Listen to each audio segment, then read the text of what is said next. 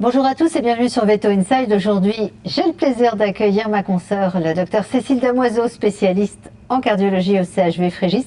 On va parler pacemaker chez nos chiens et chats avec Cécile. Bonjour Cécile. Bonjour Valérie.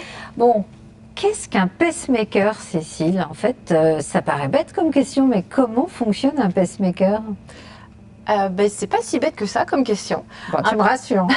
Un pacemaker, c'est comme une petite file qui va permettre de prendre le relais du cœur, de pouvoir envoyer donc des impulsions électriques dans le cœur quand le cœur n'est plus capable de le faire. Donc ce pacemaker, il est constitué de deux parties en fait, comme on peut le voir ici. Donc on a une première partie qui est constituée d'une petite pile et donc on a une batterie dans cette pile qui a environ de 8 à 10 ans et puis on a en fait une petite sonde, donc comme un petit fil qu'on va attacher d'une part sur cette petite pile et d'autre part on va la fixer sur le cœur ou à l'intérieur du cœur pour aller envoyer les impulsions électriques dans le cœur. Et là, dans ce cas, c'est le type d'intervention que tu réalises pour le poser. Alors, il y a deux types d'interventions possibles en fonction de la taille du chien ou du chat. C'est-à-dire que dans la majorité des cas, on va avoir de la place pour passer la petite sonde, le petit fil, dans la veine qui relie le cœur au cou, ce qu'on appelle la veine jugulaire. Donc, on va, dans ces cas-là, juste faire un petit trou dans la veine et glisser cette petite sonde qui va rentrer à l'intérieur du cœur et on va la visser dans le cœur. Mais si l'animal est trop petit, la veine ne peut pas contenir cette sonde et donc dans ces cas-là, on doit ouvrir le thorax entre deux côtes et on va suturer la sonde à l'extérieur du cœur. D'accord, ça demande quand même une certaine dextérité, j'imagine, hein, parce que tout le monde ne le pratique pas, ça, la pose d'un pacemaker. Alors, ça demande une certaine dextérité, mais c'est pas les interventions chirurgicales les plus compliquées d'un point de vue technique. Ce qui pose le plus de problèmes, souvent, c'est les anesthésies, car ce sont des patients qui sont souvent très bas en fréquence cardiaque, aux alentours de 40-50 battements par minute au repos. Et donc, quand on les anesthésie, ils vont diminuer davantage en fréquence cardiaque. Donc, c'est là que les anesthésies deviennent un petit peu plus risquées.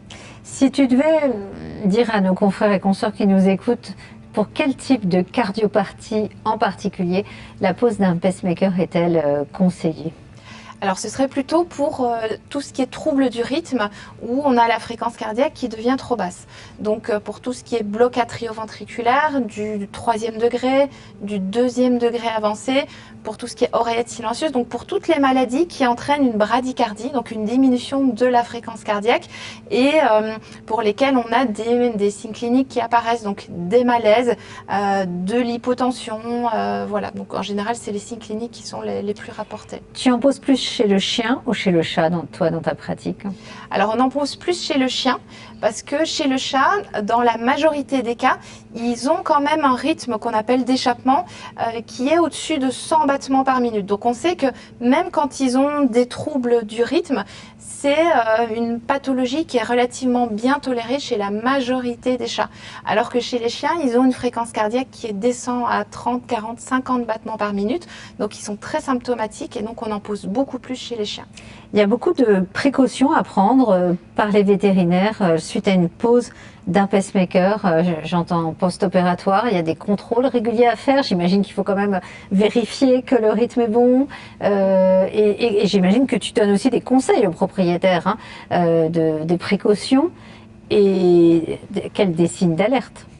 Alors, honnêtement, c'est plutôt des contrôles et une vie post-opératoire qui se passe plutôt bien. L'animal retrouve une qualité de vie tout à fait normale.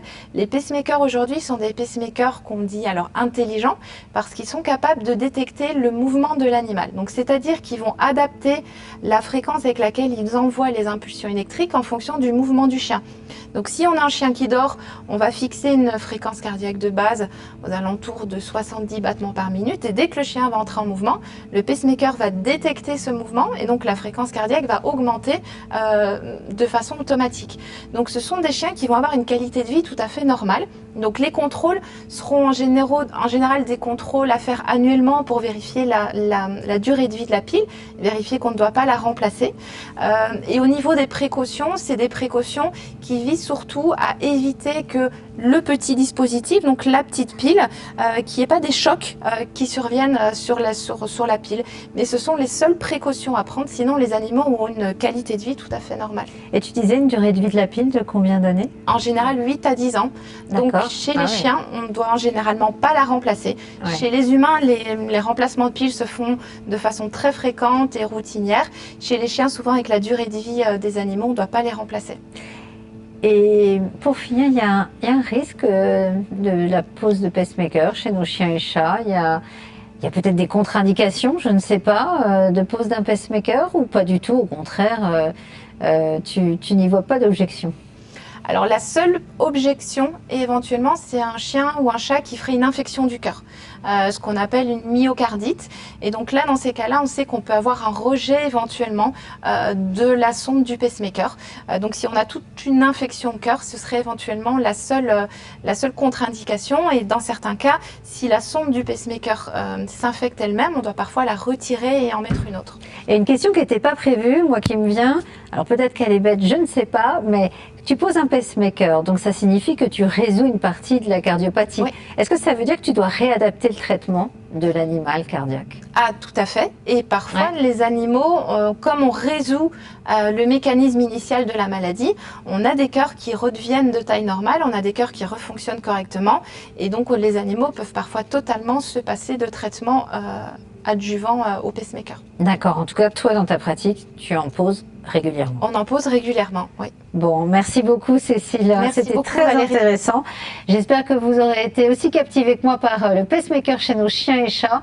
En tout cas, si vous avez beaucoup de questions sur le sujet, ben vous savez à qui les poser. Hein. Non, je plaisante Cécile, sinon tu vas être encore plus débordée, mais vous l'aurez compris, hein, l'intérêt du pacemaker des chiens et chats. Et puis n'hésitez pas à nous suivre hein, sur Veto Inside avec beaucoup de sujets à venir et aussi en particulier en cardiologie. À bientôt.